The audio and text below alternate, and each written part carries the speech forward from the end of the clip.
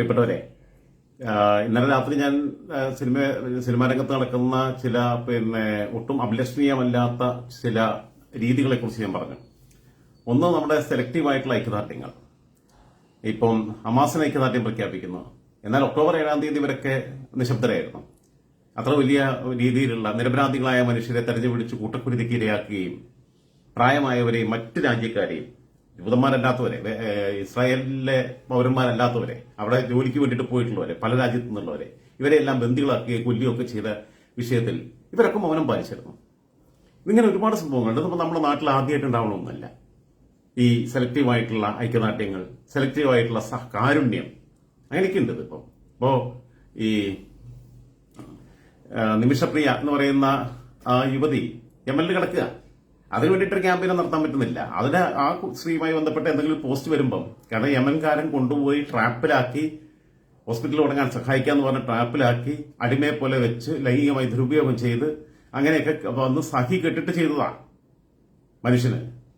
ആലോചിച്ച് നോക്കൂ നിങ്ങൾ, നമ്മളാണെങ്കിൽ ചെയ്തു പോയില്ലേ?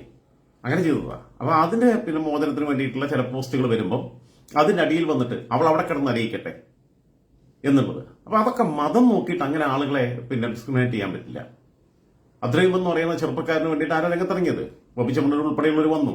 മലയാളികൾ മുഴുവൻ ലോകമെമ്പാടുമുള്ളവർ പരസ്പരം കൈകോർത്തു. 34 കോടി ഉദ്ദേശിച്ച ദിവസത്തിന് മുമ്പ് പിരിച്ചെടുക്കാൻ പറ്റി. അപ്പൊ ഈ മതം നോക്കിയിട്ട് ആളുകളെ അങ്ങനെ ചെയ്യരുത്. നിങ്ങളുടെ ചാരിറ്റിക്ക് അങ്ങനെ ആവരുത്. അത് ചാരിറ്റി അല്ല, അത് വർഗീയതയാ അങ്ങനെ ചെയ്യുന്നുണ്ടെങ്കിൽ. നിങ്ങൾ ആലോചിച്ച് നോക്കിപ്പോ, ഈ കഴിഞ്ഞ വർഷമാണ് സിറിയയിലും തുർക്കിയിലും ഭൂകമ്പം ഉണ്ടായപ്പോൾ കേരള സർക്കാർ 10 കോടി രൂപയോ എന്തോ സഹായധനം പ്രഖ്യാപിച്ചു. സത്യത്തിൽ അങ്ങനെ ഒരു സംസ്ഥാന സർക്കാരിന് വേറെ രാജ്യത്തേക്ക് അങ്ങനെ സഹായം നൽകാൻ കഴിയില്ല സാങ്കേതികമായി. അത് രാജ്യത്തിന്റെ കേന്ദ്ര ഗവൺമെന്റിനെ പറ്റുള്ളൂ. അത് വിദേശകാര്യ വകുപ്പ് അങ്ങനെ ഒരുപാട് NOC കിട്ടണം അങ്ങനെ ചെയ്യണമെന്നുണ്ടെങ്കിൽ. രാജ്യത്തിന്റെ വകയായിട്ട് കോൺട്രിബ്യൂട്ട് ചെയ്യാൻ പറ്റുള്ളൂ. സംസ്ഥാന ഗവൺമെന്റ് പറ്റില്ല. അത് പറ്റില്ല എന്നൊക്കെ അറിഞ്ഞിട്ട് തന്നെയാണ് ഇവർ പ്രഖ്യാപിച്ചത്. കാരണം പ്രഖ്യാപിച്ചത് എന്തിനാ? അതിനകത്ത് ന്യൂനപക്ഷ പ്രീണന സാധനം ഉണ്ടായിരുന്നു. ലോകത്ത് ദുരിതങ്ങൾ അനുഭവിക്കുന്ന മനുഷ്യരെ സഹായിക്കാൻ വേണം. സോമാലിയിൽ പട്ടിണി കിടന്ന് എത്തപ്പോൾ ഇവരൊക്കെ എവിടെയായിരുന്നു? ഒരുപാട് മനുഷ്യരല്ലേ മരിച്ചു പോയത്? എത്രയോ ഭാവങ്ങൾ പട്ടിണി കിടന്നിട്ട് മരിച്ചത്.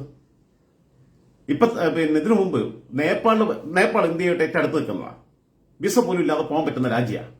ഏഷ്യയിൽപ്പെട്ടതാണ്. ഈ നേപ്പാളിൽ ഭൂകമ്പം ഉണ്ടായപ്പം എന്തുകൊണ്ട് ഇവർ സഹായധനം പ്രഖ്യാപിച്ചിട്ടില്ല? അങ്ങനെയാണെന്നുണ്ടെങ്കിൽ സംഭവം അവിടെ ഭൂകമ്പം ഉണ്ടായപ്പോൾ ഏറ്റവും വലിയ പ്രവർത്തനങ്ങളെല്ലാം നടത്തിയിട്ടുള്ളത് ഇന്ത്യയുടെ ദുരന്ത നിവാരണ സേനയും ഇന്ത്യൻ ആർമിയുമാണ് അന്ന്. അതിന്റെ പേരിൽ പിന്നീട് കുറച്ച് തർക്കങ്ങളൊക്കെ ഉണ്ടായിരുന്നു. ഓക്കെ, അപ്പൊ നേപ്പാളിലെ ഭൂകമ്പം കുഴപ്പമില്ല, അത് അവിടെ കിടന്നോട്ടെ. സിറിയയിലും തുർക്കിയിലാണെന്നുണ്ടെങ്കിൽ ഇവിടെ വോട്ട് ബാങ്കിനെ സ്വാധീനിക്കാൻ പറ്റും. ആ രീതിയിൽ ഒരു ടൂളായിട്ട് ഉപയോഗിക്കുകയും വർഗീയത ഒളിച്ചു കടത്തുകയും ചെയ്യുന്ന ഒരു സമീപനം കുറെ കാലങ്ങളായിട്ട് കേരളത്തിലുണ്ട്. ഞാനിപ്പോൾ പറഞ്ഞു വരുന്നത് വേറെ വിഷയമായിട്ട് ബന്ധപ്പെട്ട സിനിമയുമായി ബന്ധപ്പെട്ട് ഇങ്ങനെ ആലോചിച്ചുകൊണ്ടിരിക്കുമ്പോൾ എനിക്ക് തോന്നിയ കൗതുകകരമായിട്ടൊരു കാഴ്ച തോന്നിയിട്ടുള്ളത്, ഇപ്പം ഏത് സിനിമ എടുത്താലും ഈ പൂജ നടത്തും. സിനിമയ്ക്ക് ആദ്യം പൂജയാണ് നടത്തുന്നത്. അത് കഴിഞ്ഞിട്ട് ക്ലാപ്പടിങ് പരിപാടി നടക്കുന്നത്.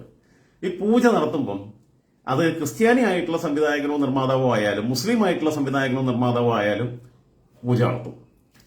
പൂജ നിരീശ്വരവാദികൾ നടത്തുന്നത് ഏറ്റവും വലിയ രസം. നിരീശ്വരവാദികൾ എന്ന എത്തിസ്റ്റ് ആണെന്ന് അവകാശപ്പെടുന്ന ഡയറക്ടേഴ്സ്, പ്രൊഡ്യൂസേഴ്സ് അവരുടെ സിനിമയ്ക്കും അവരുടെ പ്രൊജക്ട് തുടങ്ങുമ്പോഴും പൂജ നടത്തും.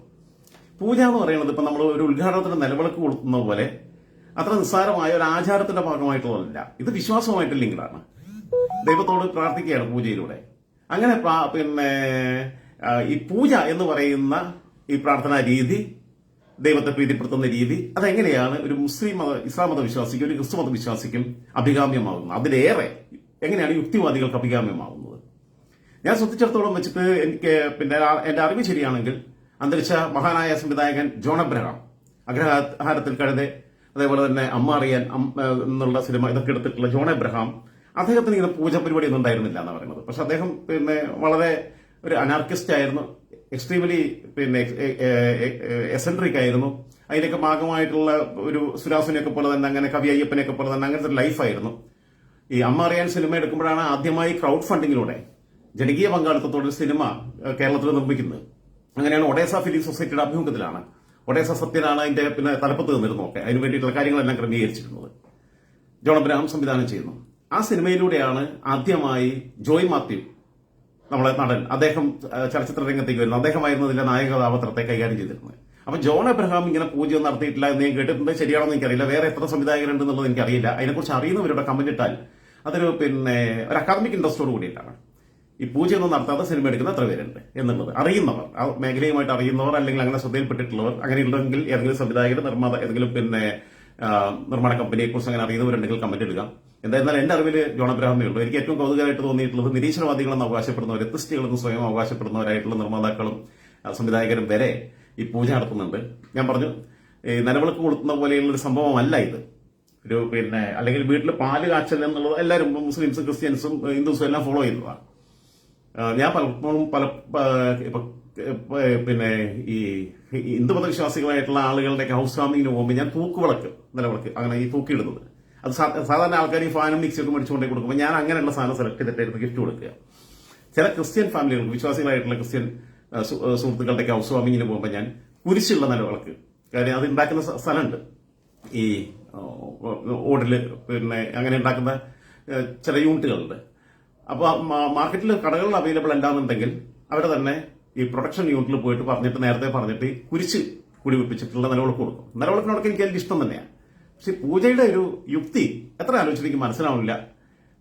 വീണ്ടും പറയുന്നു, അതെനിക്ക് മനസ്സിലാവില്ല. അതാണ് ആ കാര്യത്തെക്കുറിച്ച് സംസാരിക്കാനാണ് ഞാനിപ്പോൾ ഈ സ്റ്റോറി ചെയ്തതെന്നുണ്ടെങ്കിലും സെലക്റ്റീവായിട്ടുള്ള ഐക്യദാർഢ്യങ്ങൾ, സെലക്റ്റീവായിട്ടുള്ള കാരുണ്യ പ്രവർത്തനങ്ങൾ എന്നൊക്കെ പറയുന്നത് വർഗീയ പ്രീണനത്തിന്റെ ഭാഗമാണ്. ലോകത്തുള്ള സർവ്വ മനുഷ്യരെയും ഒരേപോലെ കാണുക. തൊട്ടയൽവക്കത്തുള്ള നേപ്പാളിലെ ഭൂകമ്പത്തിൽ യാതൊരു പ്രശ്നമില്ല, അതിന് ഫണ്ടൊന്നും കൊടുക്കണ്ട, 10 കോടി വേണ്ട, 10 ലക്ഷങ്ങളും കൊടുക്കായിരുന്നു, അതുപോലും പ്രഖ്യാപിച്ചില്ല. എന്നാൽ അവിടെ തുർക്കിയിലും സിറിയയിലും, സിറിയ എന്നൊക്കെ പറയുന്നത് സിറിയൊക്കെ ഐസിസിന്റെ കേന്ദ്രമായിരുന്നു. അങ്ങനെയുള്ള സ്ഥലങ്ങളിലൊക്കെ ഭൂകമ്പം ഉണ്ടാകുമ്പോൾ കൊടുക്കണ്ടെന്നുള്ള അഭിപ്രായം എനിക്കില്ല. ഞാൻ പറഞ്ഞല്ലോ, ബുദ്ധിമുട്ട് അനുഭവിക്കുന്ന ദുരിതങ്ങളിൽ പെട്ട് നിൽക്കുന്ന ഏതൊരു മനുഷ്യനെയും സഹായിക്കാൻ വേണ്ടിയിട്ട് നമ്മൾ ശ്രമിക്കണം. പക്ഷേ ഇതിന്റെ പിന്നിൽ വേറൊരു ഉദ്ദേശം ഉണ്ടാവുന്നു എന്നുള്ളതാണ്.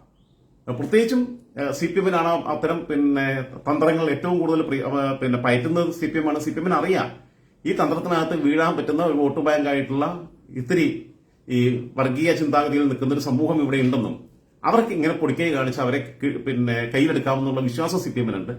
ആ സമൂഹം, ആ സമുദായം ആലോചിക്കണം, പരിശോധിക്കണം. CPM-നെ പോലെയുള്ള സംഘടന അത് വലിയ സാർവദേശീയ വിപ്ലവത്തിന്റെയൊക്കെ വർത്തമാനം പറയുന്നതാ. സർവ്വരാജ്യ തൊഴിലാളികളെ സംഘടിക്കുമെന്നൊക്കെ പറയുന്നതാ. ഇത് വേണ്ട, ഇനി അധികം പറയുന്നില്ല, പിന്നെ എന്നെ പഠിച്ച് വർഗീയവാദിയാണ്.